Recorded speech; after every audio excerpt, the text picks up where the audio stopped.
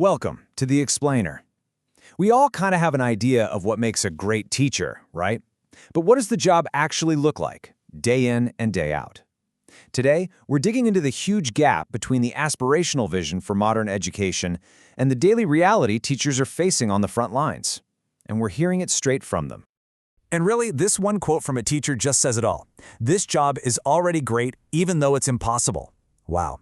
I mean, just think about that for a second. How can something be both wonderful and impossible? That contradiction is exactly what we're going to unpack.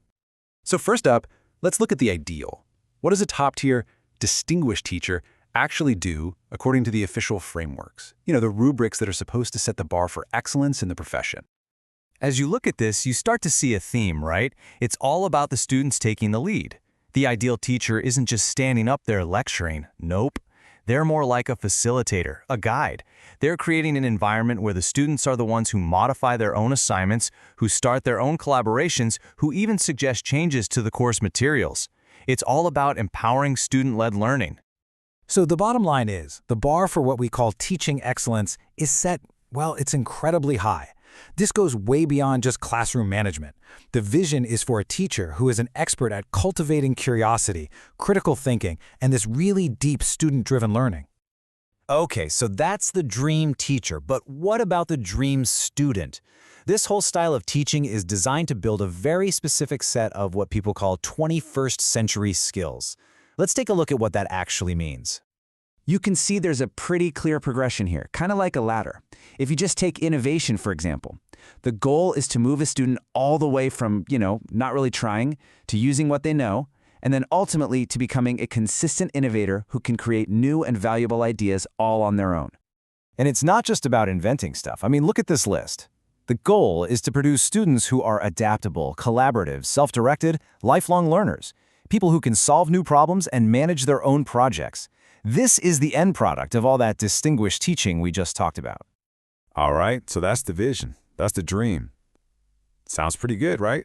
But what's the reality? Let's switch gears and hear what teachers on the front lines have to say about their actual day-to-day. So one of the first themes that just jumps out is the sheer amount of time spent on grading. In this quote, it just hits the nail on the head.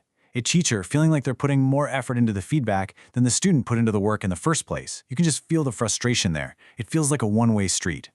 Then you've got the administrative burden. As this teacher says, something as simple as answering emails can eat up their entire prep period. And that's the one block of time they have for planning those amazing high-level lessons everyone wants to see. And poof, it's gone. This one really gets to the heart of the disconnect. Before you can even get to fostering critical thinking, teachers are facing this daily battle of just trying to get unmotivated students to engage at the most basic level. And finally, there's the tech. It's supposed to make things easier, right? But for this teacher, it's just another source of frustration. Faulty equipment or tools they never wanted in the first place just become one more barrier, one more thing that eats away at precious class time. So if you zoom out and look at all the responses, a very clear pattern emerges.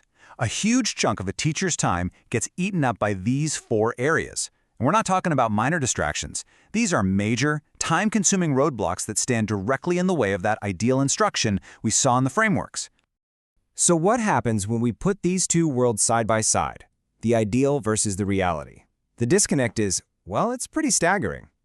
So on one hand, the frameworks expect teachers to be experts, totally current on the latest developments in their field.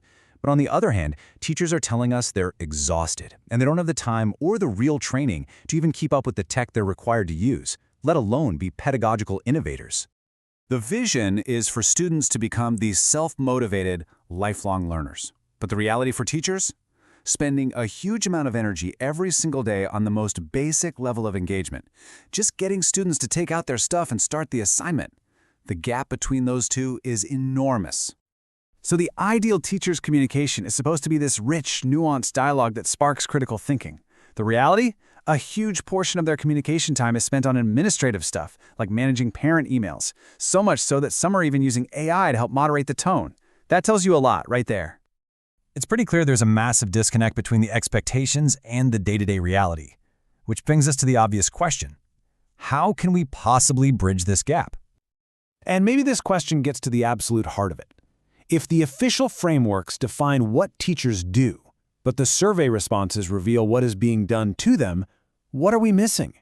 It suggests the problem isn't just about individual performance, it's about the entire system they're working in. And the teachers are very clear about what these systemic barriers are. They talk about things way outside of their individual control: funding issues, large class sizes, unreliable technology, administrative burdens, and a general feeling that the profession isn't valued or respected. These are not individual failings, these are system-level problems. And that leaves us with a final, really challenging thought. Can we really hold teachers to these incredibly high standards without first addressing the systemic problems that make the job feel, as that one teacher said, impossible? It really makes you wonder, what do you fix first, the teacher or the system?